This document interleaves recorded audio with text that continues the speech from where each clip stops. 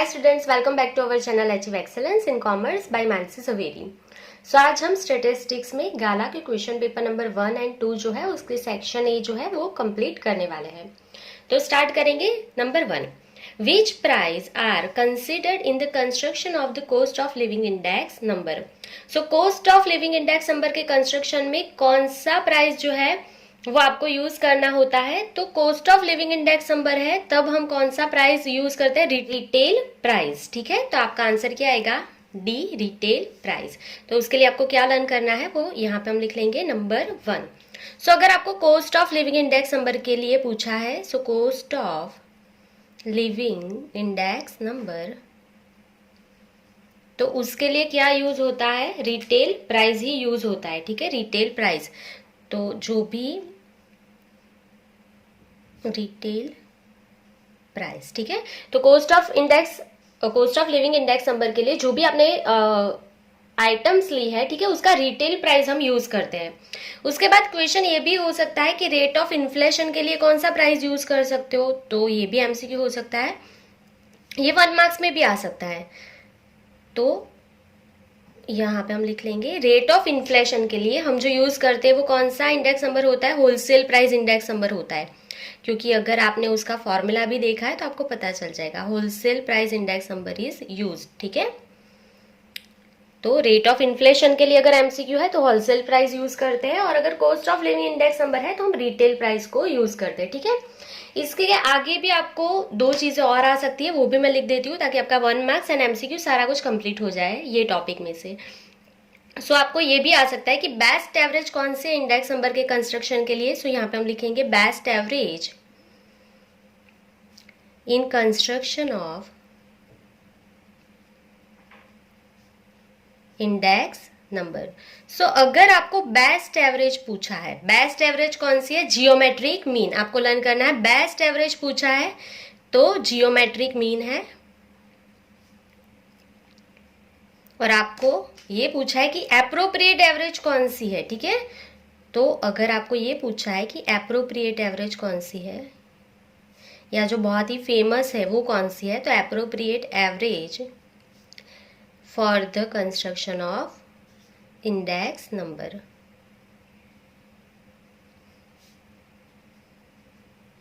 तो देखो दोनों अलग है। अगर बेस्ट एवरेज पूछा है आपको तो जियोमेट्रिक मीन है, एप्रोप्रिएट एवरेज पूछा है या जो फेमस एवरेज है वो कौन सी है, तो आपकी होगी वेटेड एवरेज।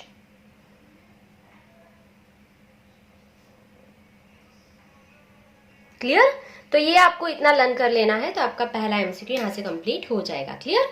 चलिए आगे देखेंगे question number 2।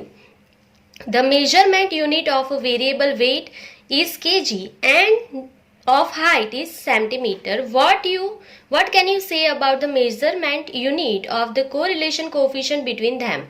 So correlation coefficient का यूनिट कौन सा होगा? तो आपको पता है कि correlation जो है वो यूनिट फ्री है, हमने उसकी प्रॉपर्टीज में सीखा ही था। कभी भी आप आर लिखते हो ना आंसर में, तो उसके पीछे कोई भी यूनिट जो है हम नहीं लिखते हैं कभी भी। ठीक है, तो उसका कोई यूनिट नहीं होगा। So does not have any unit. Correlation coefficient का कोई भी यूनिट नहीं होता है। ठीक है, it is unit free measure, ये हमने सीख लिया था प्रॉपर्टीज में। चलिए next number 3। If u is equal to x minus 15/10, v is equal to y minus 50/2, by(x) is equal to 7.5, then what is the value of bvu? So bvu हमें find करना है। फॉर्मूला मैंने सिखा दिया आपका number 3, तो ये पहले भी हम सीख चुके हैं। अगेन यहाँ पे मैं सिखा देती हूँ। by(x) का फॉर्मूला क्या है? by(x) is equal to bvu into C of Y upon C of X. So यहाँ पे by(x) ये हमें दे दिया है 7.5। सो यहाँ पे हम लिखेंगे therefore 7.5 is equal to bvu हमें फाइंड करना है।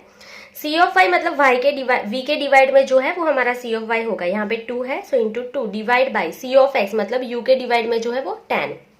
सो सिर्फ इसे सॉल्व कर लेंगे। 7.5 ये 10 डिवाइड में है, ऊपर मल्टीप्लाई में जाएगा, ये मल्टीप्लाई में है 2 डिवाइड में जाएगा, is equals to bvu। So therefore value of bvu is equals to क्या आ जाएगा आपका आंसर यहाँ पे? 37.5। तो यहाँ पे आंसर में देख लो 37.5 आपका क्या है? Option C. तो आपको आंसर मिल गया। दैट्स इट, सिंपल था। Next, which variation is shown in decrease in the production of a company due to strike? तो स्ट्राइक की वजह से जो प्रोडक्शन में डिक्रीज होता है, ठीक है, वो कौन सा यहाँ से आपका वेरिएशन है, तो रैंडम है, ट्रेंड है, सीजनल है या साइक्लिकल है। तो जब हमने इसका थ्योरी सीखा था तब हमने सीखा था कि ये रैंडम वेरिएबल है, उसके एग्जाम्पल में हमने देखा था रैंडम वेरिएबल है। क्लियर। चलिए next number 5, What is the value of P of A intersection A dash for event A and A dash? तो अगर A intersection A dash लेना है, A dash मतलब जो A में नहीं आएगा और A मतलब जो A की वैल्यूज है वो उसमें से इंटरसेक्शन करना है, A dash मतलब जो A में नहीं आएगा, तो उसका आंसर तो 0 होगा। सो आपका आंसर क्या आ जाएगा यहाँ पे 0। Clear. Next number 6, Two events A and B of a sample space are mutually exclusive. Which of the following will be equal to P of B minus A? तो यहाँ पे आपको क्या बोला है, जो दो इवेंट है वो म्यूचुअली एक्सक्लूसिव इवेंट है। तो आपको यहाँ पे पता होना चाहिए कि म्यूचुअली एक्सक्लूसिव इवेंट होते हैं उसका इंटरसेक्शन 5 मतलब 0 हो जाता है उसका प्रोबेबिलिटी। सो यहाँ पे हम लिख लेंगे number 6, two events are mutually exclusive. So अगर कोई भी इवेंट म्यूचुअली एक्सक्लूसिव है तो उसका इंटरसेक्शन जो है वो 5 हो जाता है, तो उसकी प्रोबेबिलिटी क्या हो जाएगी 0। तो अभी आपको फाइंड क्या करना है, P of B minus A। So therefore P of B minus A, उसका फॉर्मूला क्या बनेगा, यहाँ पे B बनने वाला है तो B को आगे लो फॉर्मूला बनाने के लिए। सो P of B माइनस क्या नहीं बनेगा, A मतलब P of A intersection B। So P of B minus उसका इंटरसेक्शन कितना है, म्यूचुअली एक्सक्लूसिव है तो 0, तो B माइनस 0 आंसर क्या आ जाएगा P of B। That's it, बस इतना ही करना था। तो आपका आंसर क्या आ गया P ऑफ B। ठीक है, तो ये आपका ऑप्शन B है। Next number 7, for positive skewed binomial distribution with n is equals to 10 which of the following values might be the value of mean. So आपको यहाँ पे क्या बोला है कि ये जो बायनोमियल डिस्ट्रीब्यूशन है वो पॉजिटिवली स्क्यूड है, ये पॉजिटिव है, ये नेगेटिव है या ये सिमेट्रिकल है, ये अच्छे से देखना है तो ही सम स्टार्ट कर पाओगे। तो यहाँ पे हम लिख रहे हैं नंबर 7, तो उसके लिए जो कंडीशन है वो मैं इस तरफ लिख लेती हूँ, व्हेन, ये अच्छे से लर्न रखना, when P is less then 1/2, अगर आपके P की वैल्यू 1/2 से लेस देन है तो आपका जो स्क्यूनेस होगा वो क्या होगा, पॉजिटिव। स्क्यूनेस क्या होगा, पॉजिटिव। अगर P की वैल्यू ग्रेटर देन 1/2 है तो स्क्यूनेस नेगेटिव आएगा आपका। तो ये हमने प्रॉपर्टीज में बहुत अच्छे से सीखा है, स्क्यूनेस नेगेटिव आएगा। और अगर आपका P इज इक्वल्स टू 1/2 है तो ये सिमेट्रिकल हो जाएगा। ठीक है, तो यहाँ पे हम लिख रहे हैं P इज इक्वल्स टू 1/2 है तो वो सिमेट्रिक हो जाएगा। तो ये उसकी प्रॉपर्टीज है बायनोमियल डिस्ट्रीब्यूशन की, ये लर्न कर लेना। पॉजिटिव के लिए यहाँ पे लेस देन आएगा, नेगेटिव के लिए ग्रेटर देन आना चाहिए, और P की वैल्यू 1/2 ही है तो वो सिमेट्रिकल हो जाएगा। क्लियर।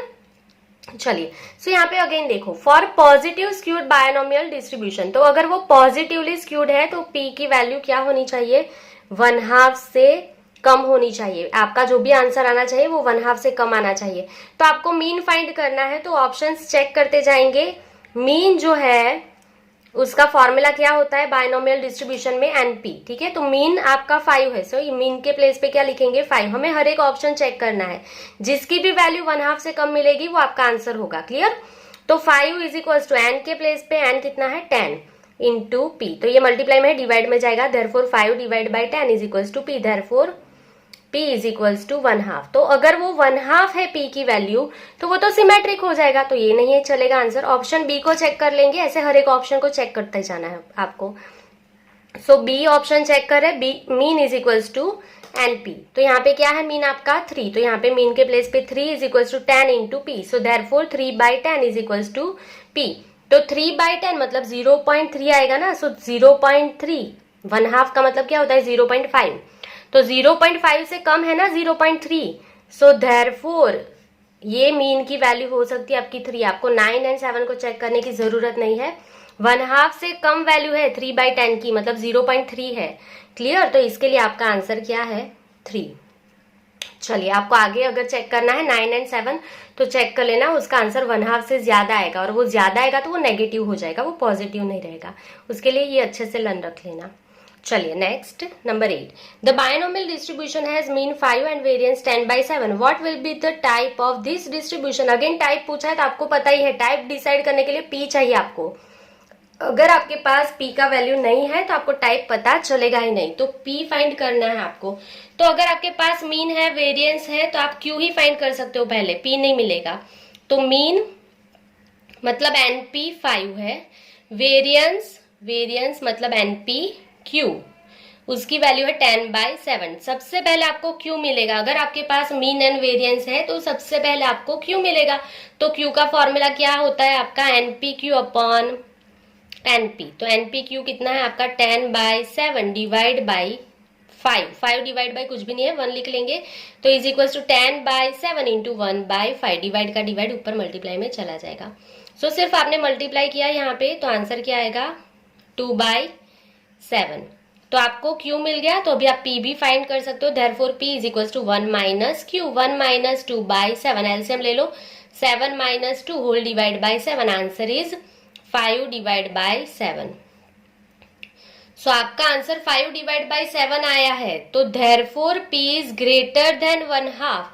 5 डिवाइड बाई 7 जिसको नहीं समझ में आता है कैलकुलेटर में करके देख लेना, 0.5 से आंसर ज्यादा आएगा। 1/2 मतलब 0.5, उससे आंसर ज्यादा ही आएगा ये।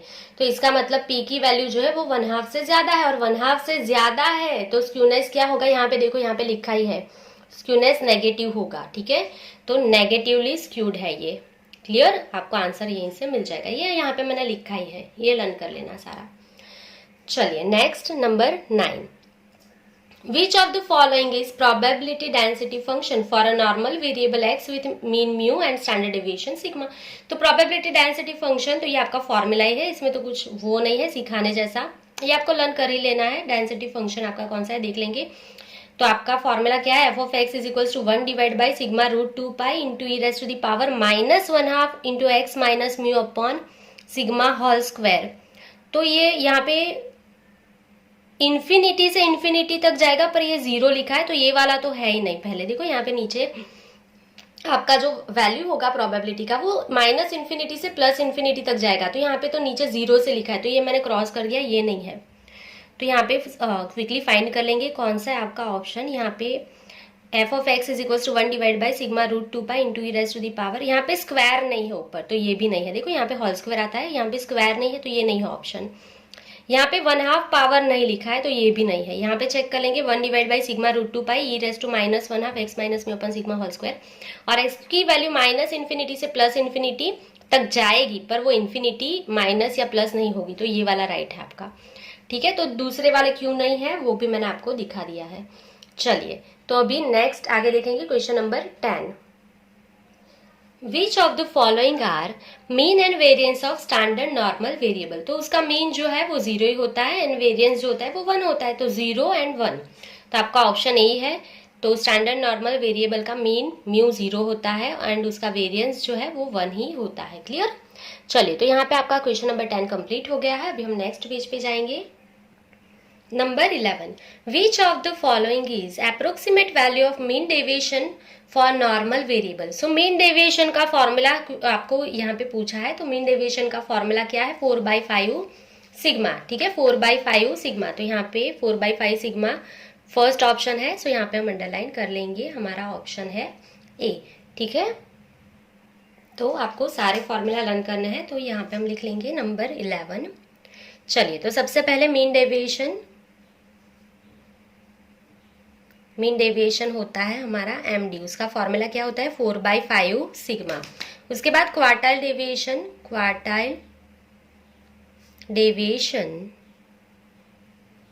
वो होता है QD, और उसका फॉर्मूला क्या है 2 डिवाइड बाई 3 सिग्मा। ठीक है, 2/3 सिग्मा। उसके बाद आपका फॉर्मूला Q1 एंड Q3 का जो है वो भी मैं दिखा देती हूँ। Q1 का फॉर्मूला होता है आपका म्यू -0.675 सिग्मा, एंड क्वार्टाइल 3 मतलब Q3 का फॉर्मूला होता है म्यू प्लस 0.675 सिग्मा। और ये जो हमारा नॉर्मल वेरिएबल डिस्ट्रीब्यूशन होता है उसमें जो आपका मीन होगा वही आपका मीडियन होगा, वही आपका मोड होगा, और तीनों का फॉर्मूला एक ही होगा, Q3 प्लस Q1 अपॉन 2। और ये जो फॉर्मूला है उसका क्या होगा, Q3 माइनस Q1 अपॉन 2। ये दोनों फॉर्मूला आप अप्लाई कर सकते हो सम के लिए। क्लियर?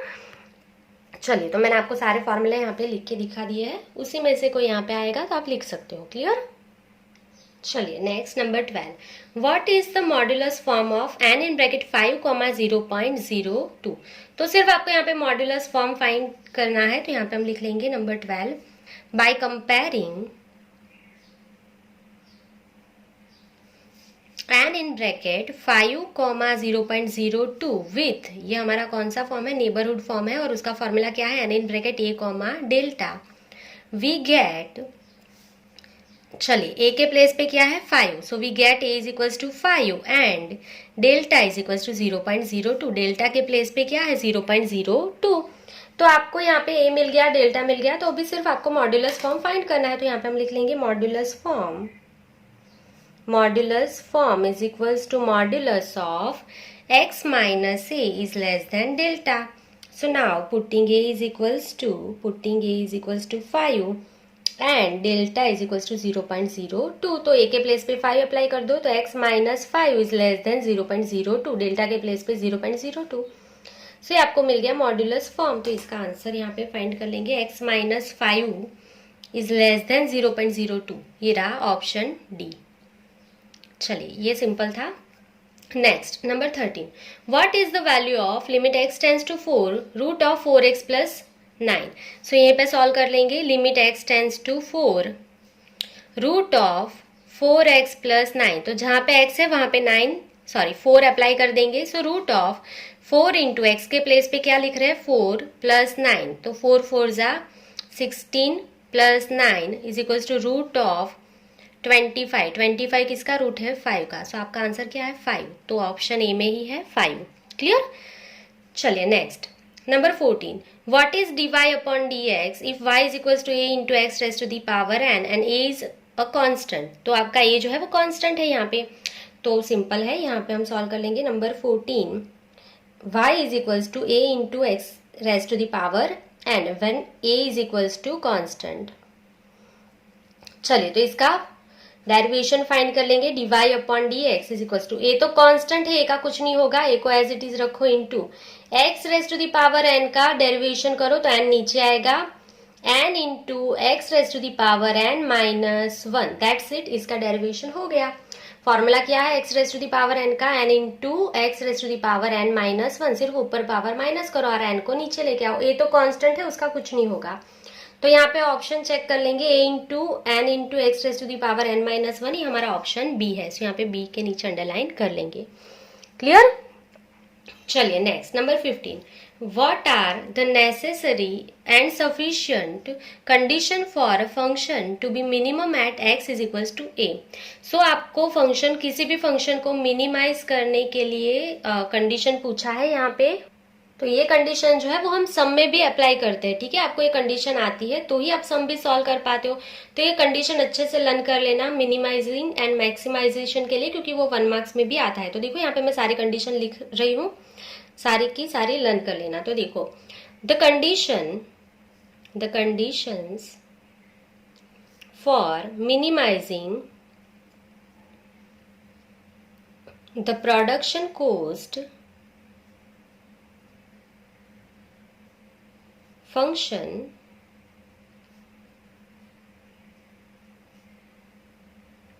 CR।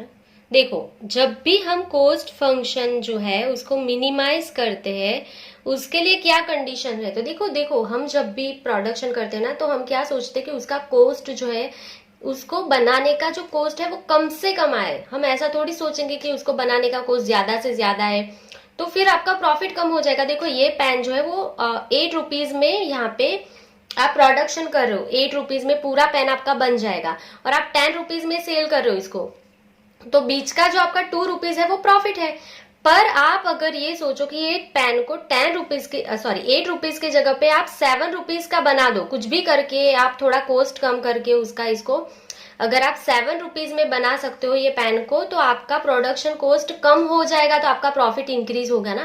तो हम हर बार क्या करते हैं, कॉस्ट जो है उसको हम मिनिमाइज ही करना चाहते हैं, मतलब कम से कम करना चाहते हैं प्रोडक्शन कॉस्ट, ताकि आपका प्रॉफिट ज्यादा हो। तो इसके लिए दो कंडीशन है। सबसे पहला कंडीशन आपका यहाँ पे क्या होगा, तो कोस्ट फंक्शन को हम क्या बोलते हैं, डीसी अपॉन डी एक्स, उसका फर्स्ट डेरिवेशन तो इज इक्वल्स टू 0 होना चाहिए।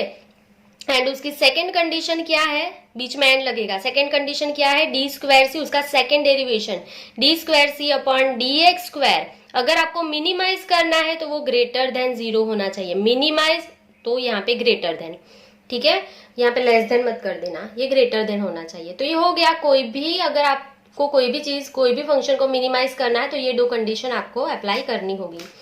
और दूसरी चीज, अगर आपको यहाँ पे रेवेन्यू या प्रॉफिट जो है उसको मैक्सिमाइजेशन करना है तो देखो यहाँ पे हर एक बार याद रखना कि जो रेवेन्यू होता है ना उसको हम मैक्सिमाइज ही करना चाहते हैं, हम हमारी इनकम ज्यादा से ज्यादा हो वही चाहते हैं, और प्रॉफिट हमें ज्यादा से ज्यादा मिले वही चाहते हैं ना। कोई ऐसा थोड़ी चाहेगा कि अरे मुझे कैसे प्रॉफिट कम होगा, ये कोई सोचता है क्या, कोई नहीं सोचता। तो सबसे पहले यहाँ पे लिख रहे हैं conditions for maximizing the revenue function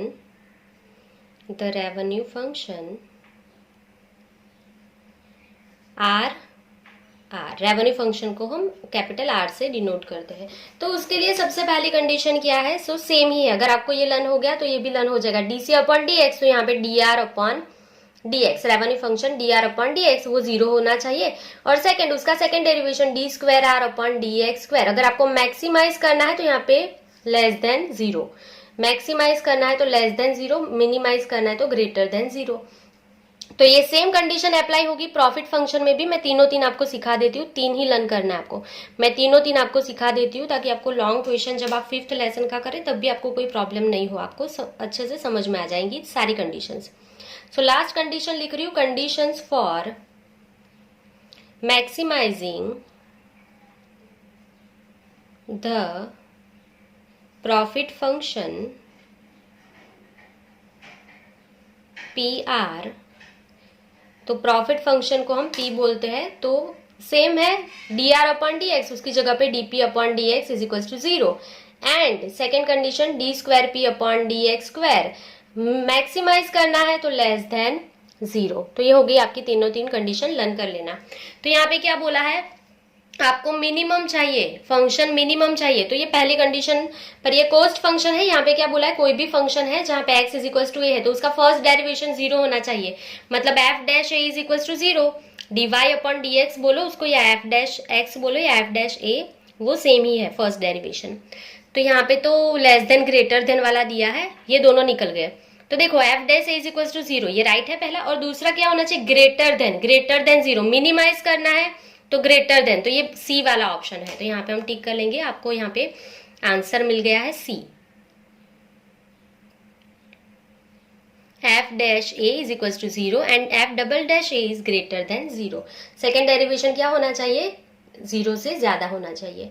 तो ये आपका फर्स्ट क्वेश्चन पेपर जो है वो सॉल्व हो गया। आई होप कि आपको पूरा समझ में यहाँ पे आ गया है। अभी हम सेकेंड पेपर सॉल्व कर लेंगे quickly. Number first, state the formula showing the relation among Laspeyres and Fisher's index number. तो उसका फॉर्मूला क्या है फिशर का, तो IF is equal to root of IL into IP। ये कहीं पे भी दिया है, चेक कर लेंगे, यहाँ तो प्लस है तो ये नहीं, इसको कुछ और करते, रूट निकालना है तो इस तरफ स्क्वायर लगेगा, ये रूट निकल जाएगा तो IL इंटू IP। ये कहीं पे दिया है, चेक कर लो, हाँ तो देखो यहाँ पे दिया है सी में, तो आपका आंसर मिल गया। यहाँ से रूट निकालो तो इस तरफ स्क्वायर हो जाएगा, दैट्स इट, और कुछ भी नहीं किया है यहाँ पे।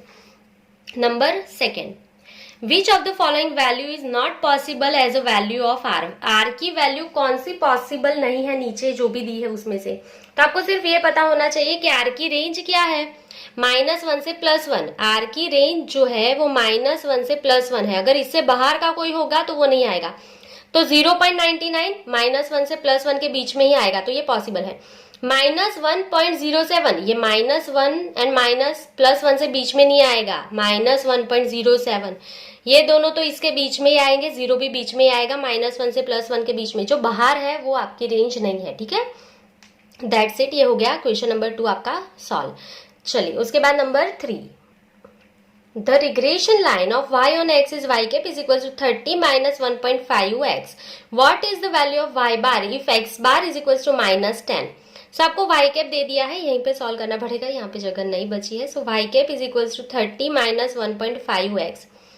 तो यहाँ पे x बार दिया है -10, तो मैंने आपको ये आगे भी सिखाया है, अगर आपने सारे पार्ट देखे हैं ये लेसन के तो आपको पता होगा।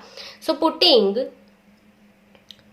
x bar is equals to -10 in the place of x, in the place of x।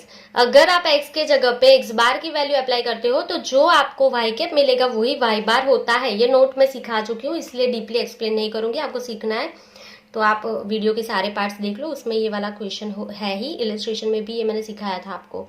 तो सिर्फ x जो है उसकी जगह पे x बार की वैल्यू आप अप्लाई कर दो तो जो y कैप मिलेगा वही y बार होता है हमारा। सो यहाँ पे 30 minus 1.5 into -10 is equal to 30 minus minus plus 1.5 into 10 is 15, so 45। Answer क्या आ जाएगा? 30 प्लस 15 45। जो y कैप मिला वही y बार है, तो 45 आपका आंसर है, मतलब ऑप्शन डी 45। क्लियर? चलिए next number 4, what is the duration of oscillation of cyclical component. So cyclical component का ऑस्किलेशन टाइम पीरियड क्या होता है? 2 से 10 साल तक का होता है। अगर ये साइक्लिकल है तो 2 to 10 ईयर। अगर ये आपका यहाँ पे सीजनल होता तो लेस देन 1 ईयर होता, लर्न रख लेना। अगर साइक्लिकल कंपोनेंट है तो 2 से लेके 10 साल, और अगर वो यहाँ पे आपका सीजनल है तो लेस देन 1 ईयर। ठीक है, मतलब एमसीक्यू में वो भी आ सकता है कि 12 मंथ से कम। ठीक है, वो सीजनल है, तो अगर वो साइक्लिकल है तो 2 से 10 साल तक का उसका ऑस्किलेशन पीरियड होता है।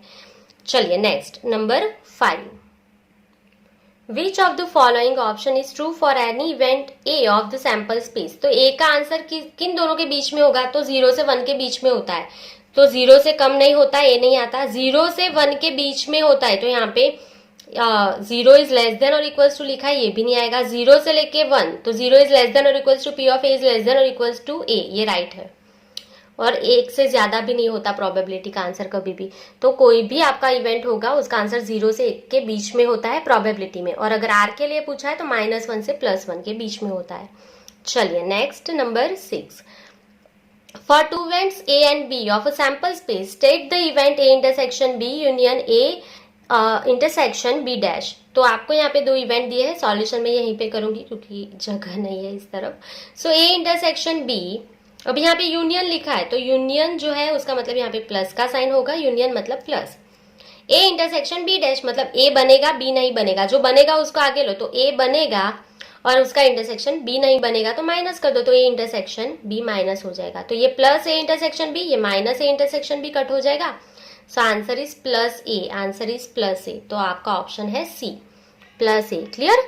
चलिए next number 7, in a binomial distribution if n is equals to 4 and p of 1 is equals to p of 2, what is the value of p। तो p का वैल्यू यहाँ पे क्या होगा ये आपको फाइंड करना है, तो इसके लिए यहाँ पे जगह चाहिए होगी। तो ये जो है वर्किंग नोट्स उसका आप स्क्रीनशॉट ले लीजिए अभी। चलिए तो अभी हम यहाँ पे कैलकुलेट कर लेंगे नंबर 7। तो n इज इक्वल्स टू 4 दिया है, सो लिखते जाएंगे number 7, n is equals to 4 and p of 1 is equals to p of 2, then what is the value of p, p का वैल्यू क्या है। तो आपको यहाँ पे दिया है p of 1 is equals to p of 2 है, सो इसका सॉल्यूशन करेंगे, p ऑफ 1 का फॉर्मूला अप्लाई करेंगे। सो आपको फॉर्मूला पता ही है NCX का, p ऑफ x का फॉर्मूला क्या होगा, NCX, यहाँ पे मैं लिख देती हूँ p of x is equals to NCX into p raise to x into q raise to n minus x, ये हमारा फॉर्मूला है। ठीक है, चलिए तो यहाँ पे वैल्यूज अप्लाई करेंगे। सो p ऑफ 1 के लिए NCX, n कितना है 4, c x के प्लेस पे क्या है 1, तो 4c1, p raise to x, p raise to x मतलब यहाँ पे x कितना है 1, देखो यहाँ पे 1 है ना, वो हमारा x की वैल्यू है, और n 4 है। q raise to n minus x, q raise to n मतलब 4 माइनस x मतलब 1 is equals to p of 2 का फॉर्मूला। सो NCX मतलब n के प्लेस पे 4, c x के प्लेस पे 2, p ऑफ x मतलब 2, p की पावर 2, ठीक है, और q raise to the power 4 minus 2, n minus x मतलब 4 माइनस 2। तो सिंपली सिर्फ हमने फॉर्मूला लिखा है और इसका सॉल्यूशन कर लेंगे। सो 4c1 का जो आंसर है वो आपका यहाँ पे क्या होगा, 4c1 का वैल्यू 4 से एक प्लेस पर जाओ मतलब 4 into p raise to 1 into q raise to 4 minus 1 is equals to 3। 4 से 2 का आंसर, 4 से 2 प्लेस पे जाओ, 4 into 2 divide by 4 into 3 divide में 2 से प्लेस से 1 तक जाओ, 2 इंटू 1 इंटू पी की पावर 2 क्यू की पावर 4 माइनस 2 मतलब 2। इसे सॉल्व कर लेंगे। So therefore 4 into P into Q की 3 पावर, 2 2 जा 4, 3 2 जा 6, पी की 2 पावर क्यू की 2 पावर। तो इसे सॉल्व कर लो। सो 4 इंटू, देखो यहाँ पे p की 2 पावर है, यहाँ पे 1 है, माइनस कर दो तो यहाँ पे p की 1 पावर बचेगी। ठीक है, जिसको नहीं समझ में आता है वो कट कर दो। यहाँ पे 1 p है, यहाँ पे 2 है, तो यहाँ पे 1 p बच जाएगा। और यहाँ पे 2 q है, यहाँ पे 3 है, ये कट कर दो तो यहाँ पे 1 q बचेगा। 4 into q is equal to 6 into p, power minus हो जाएगी, 3 माइनस 2 यहाँ पे, तो यहाँ पे 1 q बचेगा। ठीक है, ऐसे होता है ये। सो यहाँ पे q के प्लेस पे अगेन फॉर्मूला अप्लाई करो q का, तो therefore 4 into 1 minus p, q का फॉर्मूला क्या होता है 1 minus p is equal to 6p। 4 को मल्टीप्लाई करेंगे, सो 4 1 जा 4 minus 4 into p is 4p is equal to 6p। 4p को ऑपोजिट साइड लेके जाएंगे, so 4 is equal to 6p plus 4p। Therefore 4 is equal to 6 plus 4 is 10p। Therefore यहाँ पे multiply में divide में आएगा, 4 divide by 10 is equal to p। Therefore p is equal to, आपका answer यहाँ पे क्या आ जाएगा, 2 2 जा 4, 2 5 जा 10, p is equal to 2 divide by 5। तो ये आपका आंसर आ गया 2 डिवाइड बाई 5। तो यहाँ पे हम लास्ट में ऑप्शन टिक कर लेंगे, 2 डिवाइड बाई 5, मतलब ऑप्शन आपका कौन सा है, बी। चलिए क्लियर। तो ये आपके यहाँ पे क्वेश्चन नंबर 7 तक एमसीक्यू कंप्लीट हो गए हैं। अभी हम नेक्स्ट पेज पे जाएंगे। Question number 8, if p of s is equals to p and p of f is equals to q, then what is the value of p plus q? तो आपको पता है अगर आपका सक्सेस का प्रोबेबिलिटी p होता है एंड फेलियर का q होता है तो उसका टोटल क्या होता है, 1 होता है प्रोबेबिलिटी का। ठीक है, तो आपका आंसर क्या आ जाएगा यहाँ पे 1, मतलब b। Next, in normal distribution usually which limit include 99% of the observation? तो आपको यहाँ पे सारी लिमिट्स लर्न करनी है। अगर आपने अभी तक नहीं किया तो मैं आपको एक की सिखा देती हूँ जिससे आपको सारी जो है ये जो सारे ऑब्जर्वेशन की लिमिट्स है वो लर्न हो जाएगी। ठीक है, सारे परसेंटेज वाली। तो यहाँ पे मैं एक की लिख रही हूँ, अगर आपने लर्न कर लिया है तो ओके, अगर आपने नहीं किया है तो आप जैसे मैं सिखा रही हूँ वैसे कर सकते हो। तो देखो जैसे कि यहाँ पे मैं बोल रही हूँ म्यू एंड सिग्मा जो है वो दोनों फ्रेंड है। ठीक है, म्यू एंड सिग्मा दोनों फ्रेंड है और वो दोनों अकाउंट की प्रिपरेशन कर रहे हैं। अभी फर्स्ट डे जो है उन्होंने स्टार्ट किया है प्रिपरेशन पहले दिन। तो म्यू को अकाउंटेंसी में 68 मार्क्स चाहिए एंड सिग्मा को 26 मार्क्स का प्रिपरेशन करना है, क्योंकि वो बहुत ही वीक है अकाउंट में, उसको कुछ ज्यादा नहीं आ रहा है अभी, तो उसको 26 मार्क्स का प्रिपरेशन करना है फर्स्ट डे। ठीक है, तो यहाँ पे मैंने लिखा म्यू प्लस और माइनस 1, लिखो नहीं लिखो चलेगा, तो म्यू प्लस और माइनस सिग्मा, तो यहाँ पे मैंने लिखा है 68 एंड 26। अभी दूसरे दिन ये लोग प्रैक्टिस कर रहे हैं अकाउंटेंसी की। ठीक है, दूसरे दिन म्यू एंड सिग्मा प्रैक्टिस कर रहे हैं अकाउंटेंसी की। तो म्यू को अभी और ज्यादा मार्क्स चाहिए क्योंकि 68 मार्क्स का उसका प्रिपरेशन हो गया, तो उसको उससे भी ज्यादा 95 मार्क्स चाहिए अकाउंटेंसी में। और सिग्मा ने बहुत मेहनत की तो अभी उसको लगा हाँ वो भी अकाउंटेंसी कर सकता है, तो उसको रिवीजन करते टाइम लगा 45 मार्क्स उसके आ सकते हैं। तो उसने दूसरे दिन 45 मार्क्स के लिए प्रिपरेशन किया, बहुत हार्ड वर्क किया सिग्मा ने भी। तो अभी तीसरे दिन वो लोग प्रैक्टिस कर रहे हैं रिवीजन के लिए, अकाउंट के लिए, म्यू एंड सिग्मा। तो यहाँ पे मैं लिख रही हूँ म्यू एंड सिग्मा ने तीसरे दिन प्रैक्टिस की। तो अभी म्यू जो है वो बहुत ही इंटेलिजेंट है और उसको अभी 99 मार्क्स अकाउंट में चाहिए और उसके लिए उसने प्रिपरेशन स्टार्ट कर दी रिवीजन के लिए। और सिग्मा जो है उसने भी बहुत हार्ड वर्क किया, तीसरे दिन वो 73 मार्क्स के लिए प्रिपरेशन कर रहा है, 73 मार्क्स के लिए। ठीक है, तो देखो ये इंक्रीज हो रहा है। यहाँ पे म्यू को 68 मार्क्स चाहिए थे, उसके बाद 95, उसके बाद 99 मार्क्स तक वो जाना चाहता है अकाउंटेंसी में। और सिग्मा जो है वो पहले उसको कुछ नहीं आता था, तो 26 मार्क्स से उसने स्टार्ट किया, फिर वो 45 तक उसका गोल सेट किया और फिर लास्ट में उसने 73 तक उसका गोल सेट किया। तो अभी इसके बाद दोनों जो है म्यू एंड सिग्मा, अभी म्यू जो है उसका अकाउंट का प्रिपरेशन देखो यहाँ पे हो गया, उसका 99 मार्क्स तक का प्रिपरेशन हो गया। तो उसको अभी स्टेटिस्टिक्स के लिए प्रिपेयर करना है, तो यहाँ पे 95 मार्क्स चाहिए उसको पहले ही दिन। ठीक है, म्यू को 95 मार्क्स चाहिए। सिग्मा ने अभी कुछ भी डिसाइड नहीं किया, मैं 0 लिख रही हूँ, सिग्मा ने कुछ भी डिसाइड नहीं किया है स्टेट के मार्क्स के लिए अभी।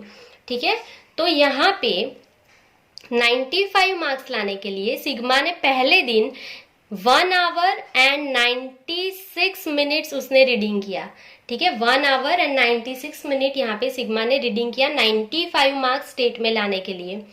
उसके बाद दूसरे दिन म्यू एंड सिग्मा दोनों प्रिपरेशन कर रहे थे, तो दूसरे दिन म्यू जो है उसका 95 मार्क्स का प्रिपरेशन हो गया, उसके बाद उसको 99 मार्क्स चाहिए स्टेट में, और सिग्मा ने अभी तक कुछ भी डिसाइड नहीं किया, तो मैं 0 लिख रही हूँ क्योंकि सिग्मा ने स्टेट के लिए अभी कुछ भी डिसाइड नहीं किया है, ना ही कुछ स्टार्ट किया है स्टेट के लिए। तो यहाँ पे म्यू ने 99 मार्क्स लाने के लिए दूसरे दिन 2 आवर्स एंड 575 मिनट्स उसने प्रिपरेशन किया। ठीक है, तो बस आपको यही इतना ही लर्न करना है। ये सारा एरिया आपका लर्न हो गया। आपका जो 2 मार्क्स का क्वेश्चन आएगा, 1 मार्क्स का आएगा, एमसीक्यू आएगा या कोई भी क्वेश्चन आएगा, आपके सारे यहाँ पे एरिया लर्न हो गए। तो देखो बीच में सिर्फ इज इक्वल्स टू करना है और ये एरिया है, सो आगे 0 पॉइंट लिख रही हूँ मैं। सो ये हो गया आपका की 0 पॉइंट। ठीक है, अभी आपको वो परसेंटेज में पूछेंगे तो मतलब 100 करके पूछेंगे। अगर कोई क्वेश्चन में परसेंटेज से पूछा होगा तो मल्टीप्लाई बाय 100 किया होगा। सो कुछ डरना नहीं है उसमें। भी यहाँ पे भी देख लो 99% पूछा है तो 99.00 इंटू 100 मतलब 99% हो गया ना। तो उसका बाउंड्री क्या है, म्यू प्लस और माइनस 2.575 सिग्मा। तो यहाँ पे आंसर देख लो म्यू प्लस और माइनस 2.575 सिग्मा। सो आपका आंसर है ऑप्शन डी। क्लियर। चलिए next, if the distribution of normal variable is shown N in bracket 20,4 then which of the following intervals include 95.45% of observation. मतलब 95.45% की limit कौन सी है, तो उसके लिए भी आपको यही एरिया काम आने वाला है। सो यहाँ पे मैं लिख रही हूँ नंबर 10। तो यहाँ पे आपको क्या दिया है, एन इन ब्रैकेट 20,4 ये दिया है ना आपको यहाँ पे। तो आपको इसको यहाँ पे कंपेयर करना पड़ेगा। तो यहाँ पे हम लिखेंगे by comparing n in bracket 20,4 with formula क्या है आपका, n in bracket mu comma sigma square. We get, ये हमारा फॉर्मूला है। ठीक है, सो वी गेट म्यू के प्लेस पे क्या है 20, so we get mu is equals to 20 and sigma square is equals to sigma square के प्लेस पे क्या है 4। देयरफॉर सिग्मा क्या होगा, रूट ऑफ 4 मतलब 2। तो आपको यहाँ पे सिग्मा मिल गया 2 एंड म्यू भी मिल गया। तो अभी आपको कौन सी बाउंड्री चाहिए यहाँ पे 95.45% की। तो 95.45% की बाउंड्री यहाँ से देख लो 9545, इसको मल्टीप्लाई बाय 100 करोगे तो 95.45% होगा। उसकी बाउंड्री क्या है, म्यू प्लस और माइनस 2 सिग्मा, म्यू प्लस और माइनस 2 सिग्मा, ये उसकी बाउंड्री है ना। तो चलो इसको सॉल्व कर लेते हैं सिर्फ। तो इज इक्वल्स टू म्यू, पहले माइनस बाउंड्री आती है फिर प्लस लिमिट में होता है। ठीक है, so mu minus 2 sigma comma mu plus 2 sigma. ठीक है, ये फॉर्मूला यहीं से मिल गया आपको, mu minus 2 sigma and mu plus 2 sigma. तो यहाँ पे putting mu is equals to 20, putting mu is equals to 20 and sigma is equals to 2. So is equals to 20 minus 2 into 2 comma 20 plus 2 into 2 is equals to 20 minus 2 2s are 4 and 20 plus 2 2s are 4. So 20 minus 4 is 16 and 20 plus 4 is 24. So आपका यहाँ पे limit क्या है 95.45% का boundary क्या होगा 16 and 24. So option में देख लो ये रहा बी 16,24। मिस्टेक मत करना, ये मैंने सिखाया है वो अच्छे से लर्न कर लेना ताकि आपकी मिस्टेक ना हो। ठीक है, चलिए next, what is the total area under normal curve among the following. तो नॉर्मल जो हमारा कर्व होता है उसका टोटल एरिया जो है वो 1 ही होता है। सो आपका आंसर आएगा 1। What is the value of limit x tends to a 3k। तो यहाँ पे x के प्लेस पे a का वैल्यू अप्लाई होगा ही नहीं, 3k कांस्टेंट है, तो आपका आंसर भी क्या होगा 3k, क्योंकि कुछ आप अप्लाई कर ही नहीं सकते। यहाँ पे x tends to a, x है ही नहीं, तो आपका आंसर 3k ही रहेगा। How is an open close interval express. तो आपको ये पता होना चाहिए कि क्लोज इंटरवल जो होता है ना आपका वो बिग ब्रैकेट में हम डिनोट करते हैं। लिमिट के लेसन में मैंने बहुत अच्छे से सिखाया था, नहीं सीखा है तो देख लो। तो क्लोज इंटरवल जो होता है वो बिग ब्रैकेट में लिखा जाता है। ठीक है, ओपन इंटरवल जो होता है वो स्मॉल ब्रैकेट में लिखा जाता है। यहाँ पे क्या पूछा है, ओपन क्लोज, ओपन क्लोज। तो ओपन मतलब स्मॉल और क्लोज मतलब बिग ब्रैकेट, और दूसरा आ सकता है क्लोज ओपन। ठीक है, तो पहले क्लोज मतलब बिग ब्रैकेट होगा, ओपन मतलब स्मॉल ब्रैकेट, बस ये लर्न कर लो। तो यहाँ पे पहले ओपन है फिर क्लोज है, मतलब पहले छोटा ब्रैकेट स्मॉल ब्रैकेट फिर बिग ब्रैकेट, तो ये हो गया सी। क्लियर। चलिए, अगर क्लोज ओपन होता तो पहले बिग ब्रैकेट फिर स्मॉल ब्रैकेट आता। Next number 14, what is the value of f dash x if f of x is equals to a into x raised to the power 3, a is constant, तो यहाँ पे ये सम हमने अभी किया है वो वैसा ही है। So F of x is equals to A into X की पावर 3 एंड ए जो है वो कांस्टेंट है, तो इसका डेरिवेशन कर देना है। तो F dash X is equals to A का कुछ नहीं होगा, कांस्टेंट है, एज इट इज रहेगा। एक्स की पावर 3 है तो 3 नीचे आएगा, इंटू एक्स की power 3 minus 1 is equals to A into 3 X की पावर 2। तो इसका अगर है तो देख लेंगे, अगर नहीं है तो 3 को आगे लेके जाएंगे। तो a इंटू 3 इंटू एक्स की पावर 2, ये हमारा ऑप्शन बी है, सो आपका answer B. Next number 15, what is the derivative of F of x is equals to 5x square plus 2। तो इसका डेरिवेशन फाइंड कर लो। Number 15, F of x is equals to 5x square plus 2, so 5 2 ज़ा 10, x square मतलब 2 minus 1 plus 2 का क्या होगा 0, तो is equals to 10 into X की power 2 minus 1 is 1, so 10x। या आप ऐसे ओरली भी कर सकते हो 10x। क्लियर, कैलकुलेशन का भी यहाँ पे रिक्वायरमेंट नहीं है, अगर आप डायरेक्टली कर सकते हो तो। चलिए, तो यहाँ पे हमारे 15 सेकेंड जो पेपर है उसके एमसीक्यू कंप्लीट हो गया है। आई होप कि आपको पूरा समझ में आ गया है, आपको कोई भी डाउट्स यहाँ पे नहीं रहेगा। सो आज के लिए बस इतना ही। अगर आपको यहाँ पे पूरा समझ में आ रहा है तो कमेंट सेक्शन में कमेंट ज़रूर करना। Thank you for watching, keep learning, take care.